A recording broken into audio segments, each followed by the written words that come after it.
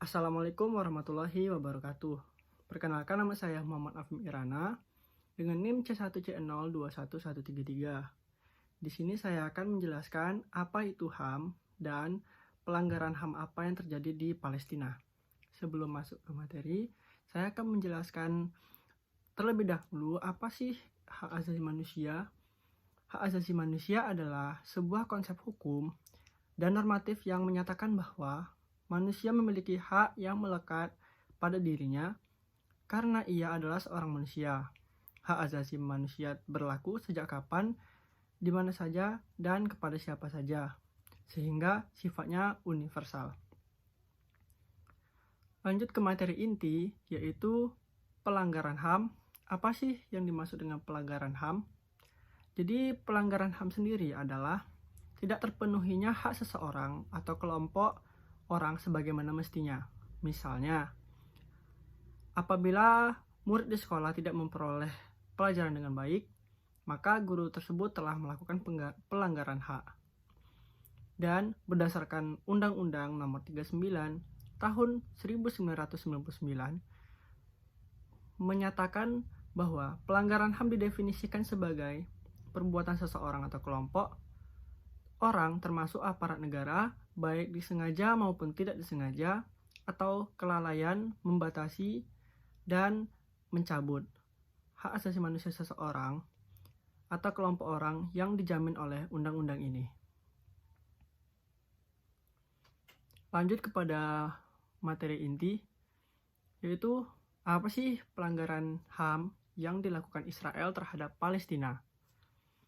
Nah, ada banyak sekali sebenarnya pelanggaran HAM yang dilakukan oleh Israel kepada Palestina.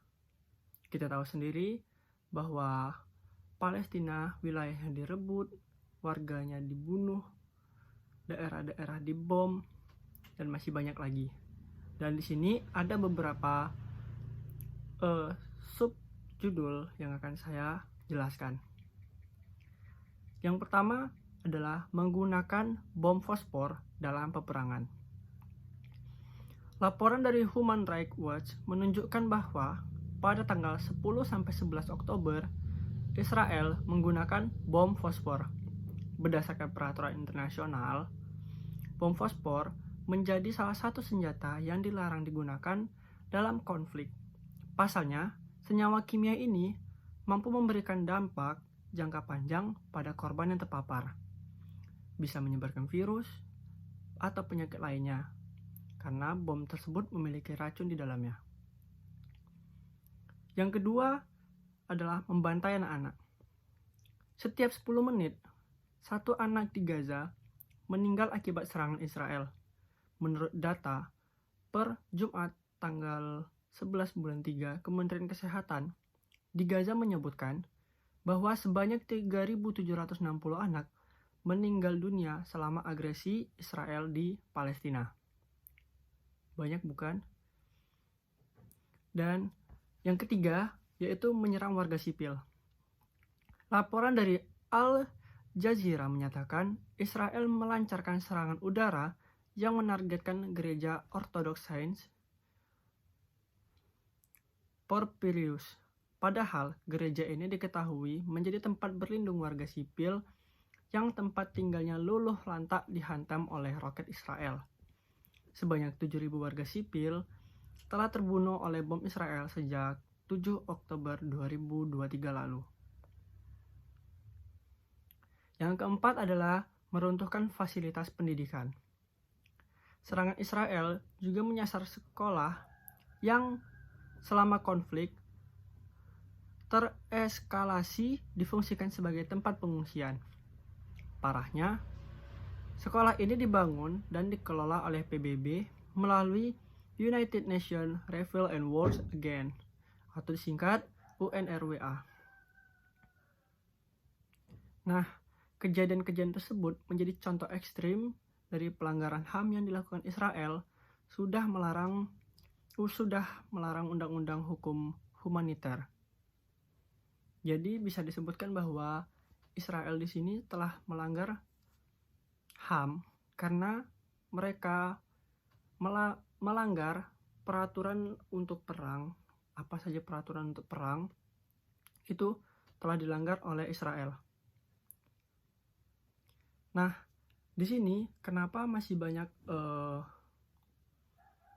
orang yang melakukan hal tersebut kepada Palestina, dikarenakan terbatasnya hak kita untuk membantu negara luar, di mana misalnya Indonesia ingin membantu Palestina untuk melawan Israel, maka nanti imbasnya akan terjadi pada Indonesia, di mana bisa jadi Indonesia menjadi daerah peperangan yang itu sebaiknya dihindari, karena kita merupakan negara republik yang harus menjaga kedaulatannya. Bukannya kita tidak mau membantu, tapi kita bisa membantu dari menyuplai fasilitas-fasilitas untuk saudara-saudara di sana, dan bisa membantu melalui makanan-makanan yang ada di sana. Jadi ada beberapa hal yang tidak boleh diserang saat melakukan peperangan. Berikut adalah beberapa hal atau objek yang tidak boleh diserang dalam perang berdasarkan hukum humanitar internasional. Yang pertama ada menyerang warga sipil. Dalam hukum humanitar internasional, serangan ke arah warga sipil adalah hal yang dilarang. Yang kedua adalah penyerangan tenaga medis dan rumah sakit.